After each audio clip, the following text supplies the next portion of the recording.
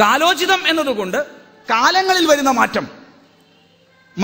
മഞ്ഞൾ എന്ന് പറയുന്ന സംഗതി നമ്മളെ വീട്ടിൽ കൃഷി ചെയ്തുണ്ടാക്കിയ മഞ്ഞൾ കറുത്ത പക്ഷത്തിൽ മാത്രമേ ചെയ്യാവൂ എന്നോ, അത് വെളുത്ത പക്ഷത്തിലെത്തുമ്പോഴേക്കും അത് പൊടിക്കുകയാണെങ്കിൽ അത് കുത്തിപ്പോവും, നശിച്ചു പോകുമെന്നുള്ള പ്രാചീനമായ ചരിത്രരേഖകൾ നമ്മുടെ അമ്മമാരുടെ ഉള്ളിൽ രേഖപ്പെടുത്തി വെച്ച ഒരു ചരിത്രമുണ്ട്.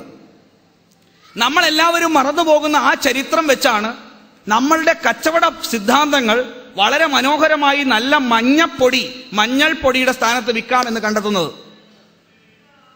അവിടെ മഞ്ഞളില്ല എന്നും അത് മഞ്ഞപ്പൊടി മാത്രമാണെന്നും അത് കച്ചവടത്തിനുള്ള സംവിധാനമാണെന്നും, അങ്ങനെ കച്ചവടത്തിലേക്ക് നിങ്ങൾ ചിന്തിക്കുമ്പോൾ നിങ്ങളുടെ ചിന്തകൾക്ക് കച്ചവടത്തിനതീതമായി ഒന്നും ചിന്തിക്കാൻ പാടില്ലാത്ത വിധത്തിൽ എഡ്യൂക്കേറ്റഡ് ഇഡിയറ്റ്സിനെ ഉണ്ടാക്കുന്നത് എങ്ങനെ?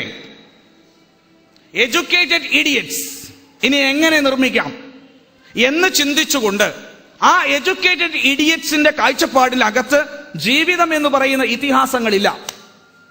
തൽസ്ഥാനത്തേക്കാണ് പണ്ട് കാലത്ത് ഇതെല്ലാം മറന്നുകൊണ്ട് നമ്മുടെ പഴയ ആളുകൾ ദർശമാസേഷ്ടി, പൗർണമാസേഷ്ടി, ആഗ്രായണം, അതിഥി പൂജനം തുടങ്ങിയ പദ്ധതികളെല്ലാം നടപ്പിലാക്കിയത്.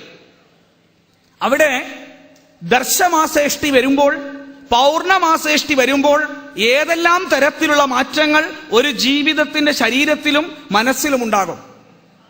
ഒരു മനുഷ്യന്റെ ശരീരത്തിനകത്തുണ്ടാകുന്ന ദർശമാസേഷ്ടി, കറുത്ത വാവിന്റെ സമയത്ത് എന്തെല്ലാം ഉണ്ടാവും?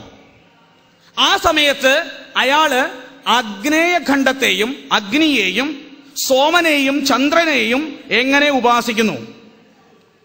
ആ കറുത്ത പക്ഷത്തിൽ നിന്ന് വെളുത്ത പക്ഷത്തിലേക്ക് പ്രവേശിക്കുമ്പോൾ ഓരോ പക്ഷത്തിലെയും ഓരോ ദിവസത്തിന് ഏതേത് തിഥികൾക്ക് ഏതേത് തരത്തിലുള്ള ഗുണങ്ങളുണ്ട് എന്നും ആ ഗുണങ്ങൾ എന്റെ ശരീരത്തിൽ എങ്ങനെ മാറ്റങ്ങൾ ഉണ്ടാക്കുന്നു എന്നുമാണ് പക്ഷദേവതകൾ കാണിച്ചു തരുന്നത്. പക്ഷത്തിനകത്ത് തിഥി ദേവതകളുണ്ട്.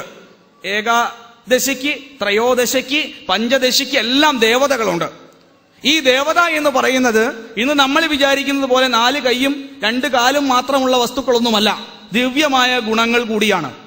ആ ദിവ്യ ഗുണങ്ങൾ ഓരോ പക്ഷത്തിലെ ഓരോ ദിവസത്തിനുമുണ്ട്.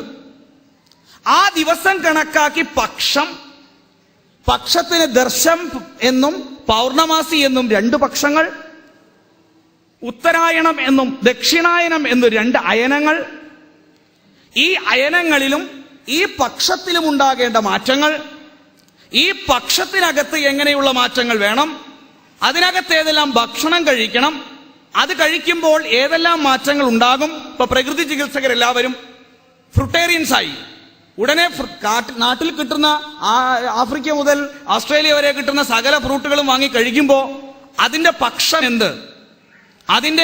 അതിനകത്ത് ഉപയോഗിച്ചിരിക്കുന്ന ദർശമാസേഷ്ടിയുടെ ആണോ പൗർണമാസേഷ്ടിയുടെ കാലത്താണോ ഏത് കാലത്താണോ വിത്തിട്ടിരിക്കുന്നത്, ആ വിത്ത് മുളച്ചു വന്ന് ഫലമായപ്പോൾ ഉണ്ടായ മാറ്റം എന്ത്? വളരെ രസകരമായ ഒരുപാട് നിരീക്ഷണങ്ങൾ ആ കാലത്ത് നമ്മുടെ ആളുകൾ സൂക്ഷ്മമായി നടപ്പാക്കിയിരുന്നു.